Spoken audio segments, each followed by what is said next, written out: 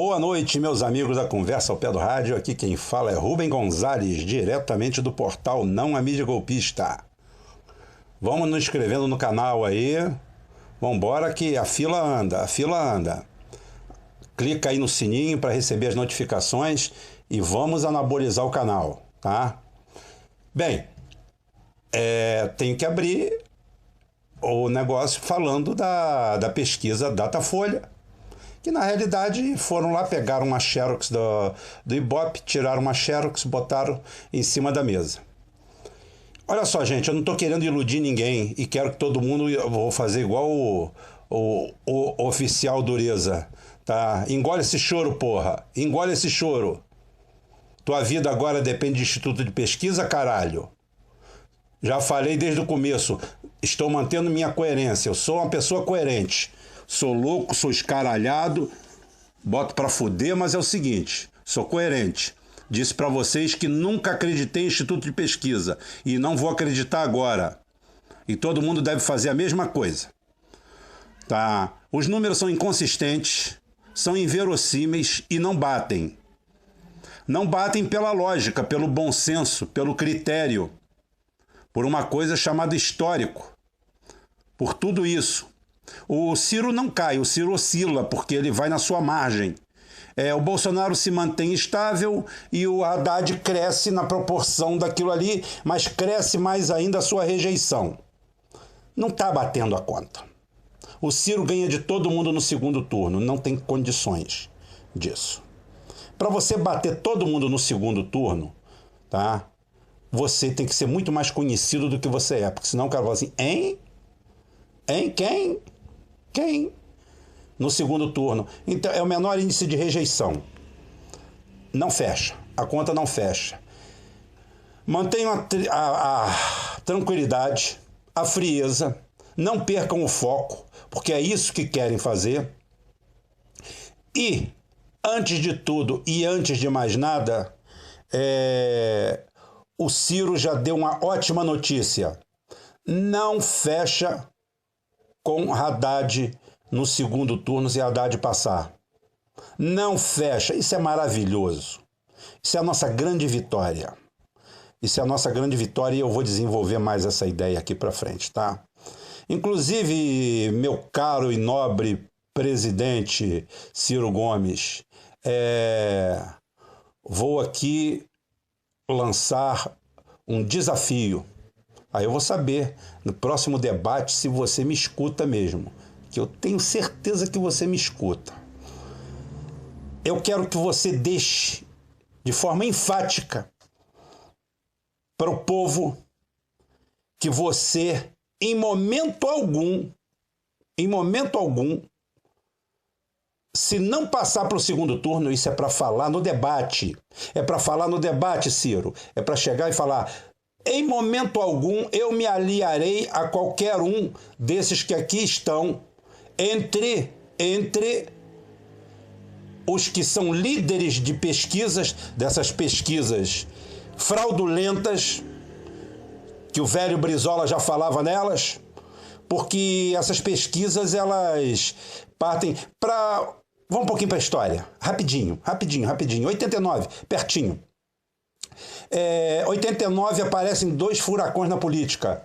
Um Fernando Collor de Mello e outro Vox Populi de Marcos Coimbra. Um pilantra, um 71 lá de Belo Horizonte, que vem com seu instituto de pesquisa novinho em folha. E tira ele do nada e coloca lá em cima. Coloca como ele coloca, já deu pra ver, né? Ele já colocou Haddad com 32, ele faz qualquer coisa, ele não liga. Botou prata em cima da mesa, ele faz qualquer coisa. É aqueles caras que vendem a mãe e entrega. Porque vender a mãe até que não é muito difícil, não. Agora entregar é foda, né? Entregar a velha é do caralho. Eu já perdi a minha, não entregaria de jeito nenhum. Mas se tiver muito duro, o cara vende, depois você corre atrás do cara. Então é o seguinte, Marcos Coimbra criou o factoide. E na época, acho que o Datafolha não existia. Na época, o que existia era o Gallup. Era Gallup e Ibope que faziam o controle mais ou menos, e apareceu o Vox Populi botando... Chegou a colocar o Collor com 45%. Uma coisa absurda. 45, 42, 45, 42, todo mundo entrou em pânico. Quando veio as eleições, ele foi descendo, descendo, descendo, descendo, e ele fechou com 25%, se não me engano, e foi para o segundo turno. Aí foram lá, pegaram o melhor candidato para ele acabar, trucidar no segundo turno, que ou tinha Brizola ou Lula, e levaram o Sapo Barbudo, e o Sapo Barbudo fez o serviço dele, que foi perder e o Brasil tomar no cu durante 14 anos, os brasileiros, os trabalhadores, todo mundo. Tá? Então é o seguinte, o que acontece? O ministro da propaganda de Hitler, que era um gênio, não importa se é do mal ou do bem, gênio é gênio. Tudo depende do patrão dele, né? Então é o seguinte, ele sempre falou que uma mentira repetida à exaustão se torna uma realidade. Então o que a gente tem que tomar cuidado com essas pesquisas é que a gente não deixe essa mentira se tornar uma realidade. Eu não vejo aonde, não estou aqui sendo motivacionista com ninguém não, eu não vejo aonde está, é lá no Nordeste, porra, peraí, no Nordeste outro também tem voto e o Nordeste não é o cabrestante de votos do Brasil não. Vamos devagar com andor que santo é de barro. Tem o sul inteiro aqui, tem o centro-oeste que não é tanto, na região norte que é menor ainda, mas peraí. Ele não tem 100% dos votos do Nordeste, nem 80%, nem 70%, nem 60%, nem 50%, nem 40%. Né? Nem isso. Então vamos devagar. No Rio, se ele arrumar 15%, o Haddad lamba os beiços. Em São Paulo, tá mais por baixo que tapete de cobra. Em Minas está se fudendo. Em Pernambuco a vaca tá indo pro brejo. Porra, aí é o seguinte, de onde tá saindo isso tudo? Eu sei de onde tá saindo a rejeição. De onde tá saindo isso tudo? Isso é só uma pergunta para você. Para todo mundo. Então, alto lá que essa eleição é a eleição das surpresas. Inclusive para a gente enterrar de vez esses institutos de pesquisa. Mas eu quero, agora volto para aqui, só mostrei lá atrás como é que acontece quando uma mentira é repetida à exaustão. Repetiram tanto a exaustão que um poste como o Fernando Collor tinha, poste do sistema no caso, tinha 42%, que ele conseguiu 25%. E depois foi para o duelo e ganhou do Lula, porque o Lula não quis ganhar. O Lula deixou o cara que é dono de uma emissora, de uma repetidora de televisão, de 5 rádios, milionário, dizer que ele tinha um aparelho de 3 em 1 na sala e que o cara não podia ter. Mas o medo do Lula mesmo eram as pastas que estavam em cima da mesa. Todas elas vazias. E um dia vocês me perguntem que eu vou dizer para vocês quem foi que mandou colocar aquelas pastas, tá? Também eu sou sádico, eu não vou dizer hoje. Aquilo ali foi um telefonema que ele recebeu 2 horas antes dele entrar no debate. Ele recebeu uma ligação e falaram com ele para levar aquele monte de pasta vazia, porque aquilo ali iria fazer o Lula cagar pelas pernas. Porque ali eles achavam, o Lula temia que tivesse um monte de merda dele.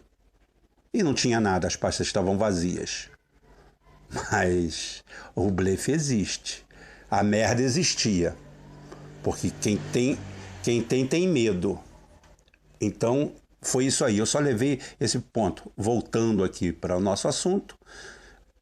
Ele tem que deixar claro para todo mundo que ele não apoia a política dos dois, que independentemente do que falam as ruas, independentemente do que falam as pessoas, independentemente do que os acadêmicos falam, Haddad e Bolsonaro são as duas faces da mesma moeda. Representam a mesma coisa, representam o neoliberalismo. Haddad ainda é pior, porque Haddad simplesmente é o endosso de mais de 30 trilhões de dólares que roubaram da gente nesse curto espaço de tempo. 30 trilhões de dólares. Eu sou um homem do petróleo. Eu sei calcular valor de jazida. A guerra, a briga aqui foi por causa de petróleo. Se alguém quiser discutir de petróleo comigo, pode vir, não tem problema nenhum não. Ótimo, não tem problema. Então é o seguinte, o roubo que foi feito no Brasil, o assalto, o butim, foi de 30 trilhões de dólares. E o Haddad eleito vai fazer uma carta aos banqueiros, e falar, podem ficar tranquilos com o que vocês roubaram, que foi a mesma coisa que o Lula fez em 2003, em 2002, 2003. Os tucanos fizeram uma privataria, assaltaram o erário público, roubaram o erário público, pegaram um empréstimo sem critério nenhum, os 3 maiores empréstimos da história do FMI, antes desse o maior ainda é nosso, antes desse do mágico, do Maurício Macri, aí da Argentina, aquele país comunista, né? Aquele país comunista brabo que tem aí embaixo. Liberal é a Venezuela, eles são comunistas. Então é o seguinte, o cara pegou, os maiores empréstimos antes disso eram do Brasil, o maior ainda é. Não houve auditoria, não houve nada, e o Lula falou assim, companheiros, pode ficar com essa grana toda, que nós não vamos auditar nada. Deixa a gente fazer um Bolsa Família aqui pro pessoal, e nós não vamos mexer com vocês. Não mexa com a gente, que o que a gente quer é boquinha. E foi isso aí. Foi isso aí que aconteceu. Carta aos brasileiros, que não é carta aos brasileiros, é carta aos banqueiros, né? E, por último, agora, essa situação aí em que a gente sabe muito bem que o Haddad vai passar a mão em cima de tudo e vai deixar tudo passar. Ou seja, são 30 trilhões de dólares, né? 30 trilhões de dólares. Ninguém sabe nem o que é isso. A gente fala de boca para fora. Ninguém tem noção. Um ser humano não consegue contar de 1 a 1 bilhão. Nem que ele nascesse contando e fosse morrer contando. Isso ninguém sabe, né? Ninguém consegue contar de 1 a 1 bilhão. Aí você bota 30 trilhões de dólares, aí você multiplica por 4. Você já vai para 120 trilhões de reais. E é isso aí que roubaram a gente em 20 anos. E esse cheque vai ser endossado agora pela oposição, como foi endossada a privataria tucana todinha. E depois o engodo do pagamento do FMI e da dívida externa, que colocou a gente na merda logo de vez. Mas isso é mais para frente. Aqui agora, para fechar isso aí, então o que eu quero, meu caro Ciro, é isso. Soco em cima da mesa e falo assim, não fecho com você, nem fecho com você. Eu fecho com o meu eleitor. Eu fecho com o povo brasileiro. Porque vocês, tanto um quanto o outro, não tenha dúvida, em menos de 1 ano vocês vão destruir o que sobrou desse país. E esse país vai continuar em guerra. Vai continuar numa batalha fratricida, tá? E violenta a um nível que ainda nós não chegamos. Porque parece que quem investe pesado nesse país, investe em transformar isso aqui numa grande senzala. Uma senzala multirracial dessa vez. Tá? O bom vai ser isso. Não pense você que só os negros que vão sofrer dessa vez, não. Todo mundo vai sofrer junto. Nesse ponto aí, eles são socialistas. Tá? Porque todo mundo vai sofrer e sofrer muito. Porque eu vou dizer para vocês uma coisa. Eu vou fazer o meia-culpa. Eu tenho que fazer. Porque durante muito tempo eu acho que aquela inocência do socialismo te leva a você acreditar em vacas sagradas e em falsos ídolos. E logo eu que sou meio iconoclasta, né? Eu não sou muito de correr atrás de ídolos. Mas hoje, se você me perguntar quem é Lula, eu não sei te dizer. Eu não tenho a mínima ideia de dizer para você quem é Lula e o que significa o PT. Lula, hoje eu inseriria ele na história de Cuba. Só que talvez mais como Fulgêncio Batista do que como Fidel Castro. Hoje ele tem mais cheiro de Fulgêncio Batista, que era cabo igual o Daciolo. Mas por quê? Porque Fulgêncio Batista, para quem não sabe, foi um cara que tomou o poder em Cuba, mandou em Cuba durante 26 anos, mais ou menos, 25, 26 anos, e substituiu um ditador, um fascista, Gerardo Machado, tá? Esse Gerardo Machado, tá? Não tô lendo não, tá, gente? Já teve gente aí que disse que eu li as coisas. Tô lendo não, isso vai de memória mesmo, tá? Esse cara aí, estudei um pouquinho sobre Cuba, não muito, mas o suficiente para saber algumas coisas. Esse cara aí é um dos heróis da guerra contra a Espanha, da independência lá. Ah, o cara era um merda lá do interior e se tornou ditador naquelas sucessões. E o cara era fascista mesmo, era de andar com a bandeirinha andar com a fotinho do Mussolini no bolso. E ele é substituído não é substituído por Fulgêncio Batista. Fulgêncio Batista se torna o senhor plenipotenciário de Cuba e vai botando seus presidentes, até que em 40 ele vira presidente mesmo, faz uma constituição moderna, realmente faz um bom governo, dinheiro farto da Segunda Guerra, né? Porque tinha bases, tinha a porra toda, o dinheiro estava entrando negócio, assalta o país de forma miserável, e mete o pé e volta depois, na década de 50, aí não me lembro mais, 51, 52, tá? E vai até ser derrubado por Fidel Castro e los guerrilleiros de Sierra Maestra. Tá?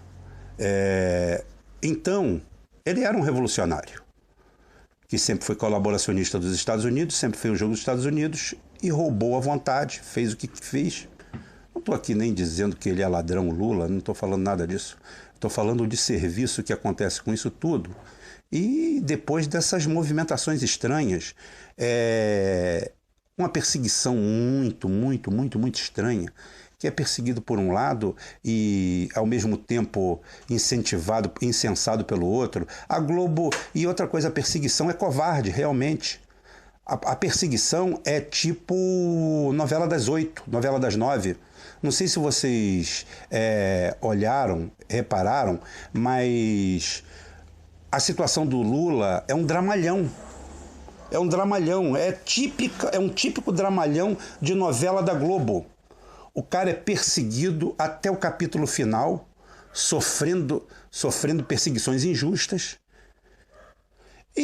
Mas ao mesmo tempo, essa Globo que persegue ele fica pagando toda hora pesquisas, porque quando começa o processo, o Lula tem 11% de aceitação.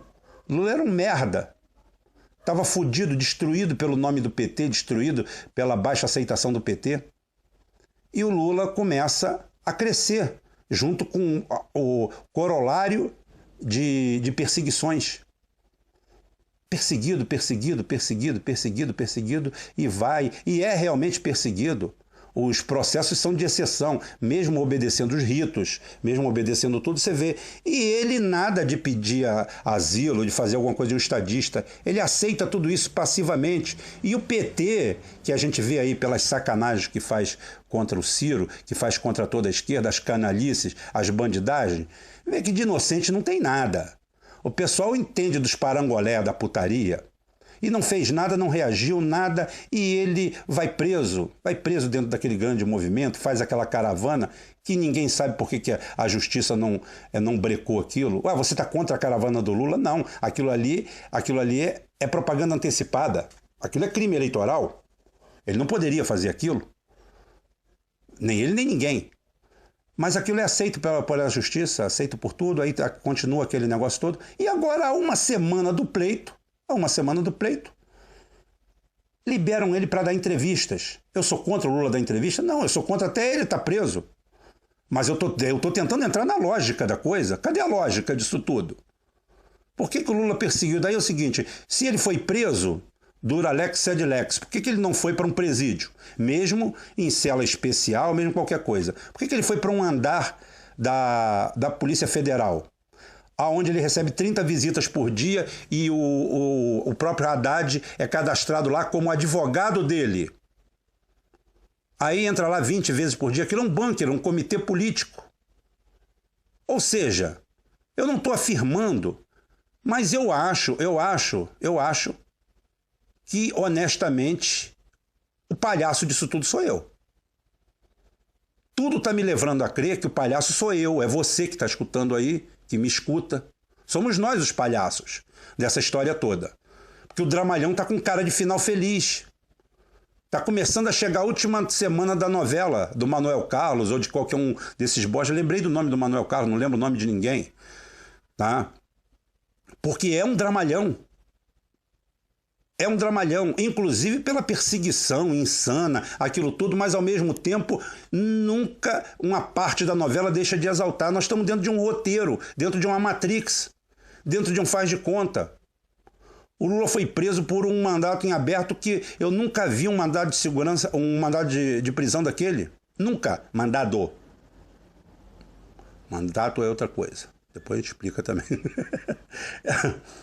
Um mandado de prisão daquele, em aberto, mandado é cumpra-se, execute-se, com a força policial se necessário for. É assim que é o mandado de prisão, não é? Levando em consideração isso, não existe. A justiça não teve nenhuma consideração por ele. Por que vai ter nesse momento? Aí acontece isso tudo, aí agora uma semana, pode falar, Lula, fala para todo mundo, dá entrevista, para quê? Eu chego à conclusão, obviamente, que os dois grandes invasores dessa festa, e independentemente de posição política, se chamam Jair Bolsonaro e Ciro Gomes. Só que essa turma do...